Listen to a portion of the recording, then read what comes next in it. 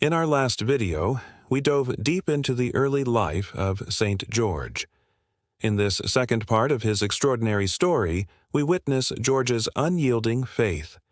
Emperor Diocletian, in his quest to quash Christianity, issued an imperial edict demanding that all citizens make offerings to the Roman gods.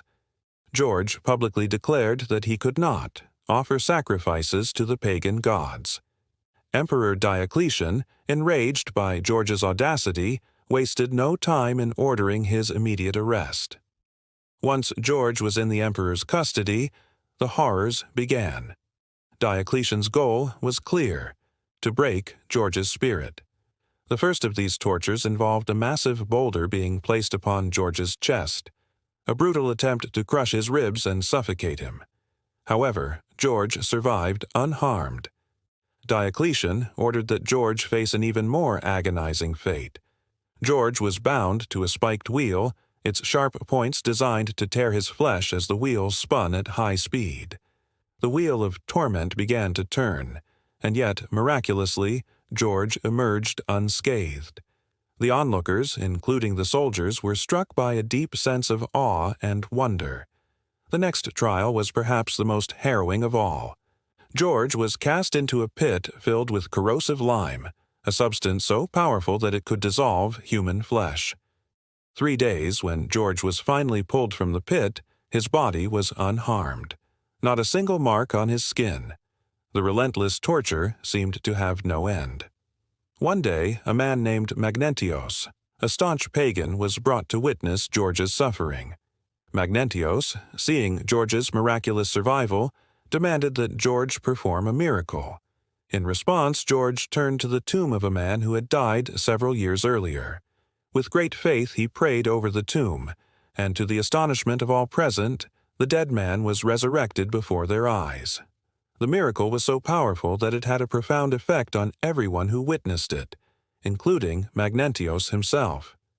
Magnentios publicly declared his faith in Jesus. The miracle of resurrection was the turning point that forever changed the lives of those present, including soldiers and onlookers. But Emperor Diocletian, consumed by his hatred for Christianity, was determined to end George's influence once and for all. In a desperate move, he summoned Athanasius, a renowned magician, to confront George.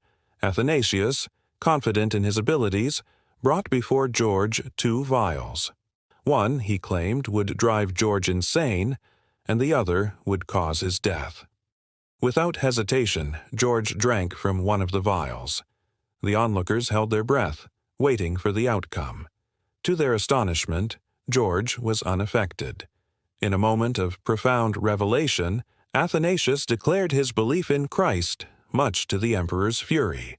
For this act of conversion, Athanasius was executed. The Empress Alexandra, who had witnessed the events unfold, was deeply moved by George's unwavering faith and the power of his miracles. She, too, declared her faith in Christ, and for this she was imprisoned by her own husband.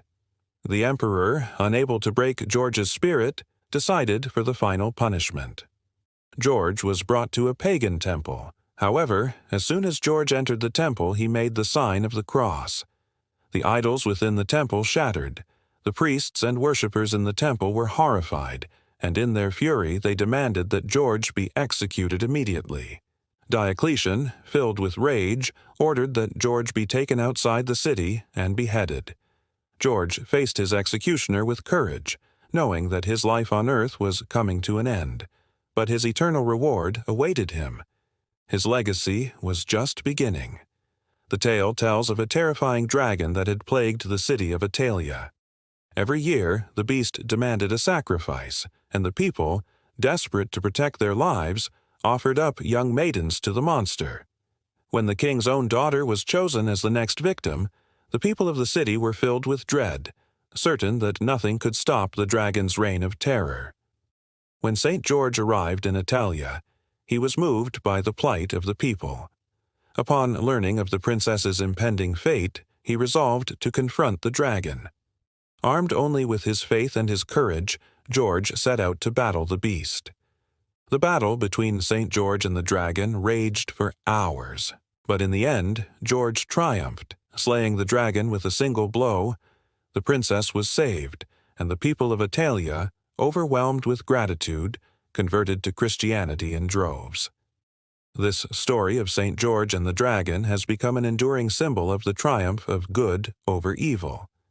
Thank you for watching. If you enjoyed this video, don't forget to like, subscribe, and hit the notification bell for more compelling stories from the lives of saints.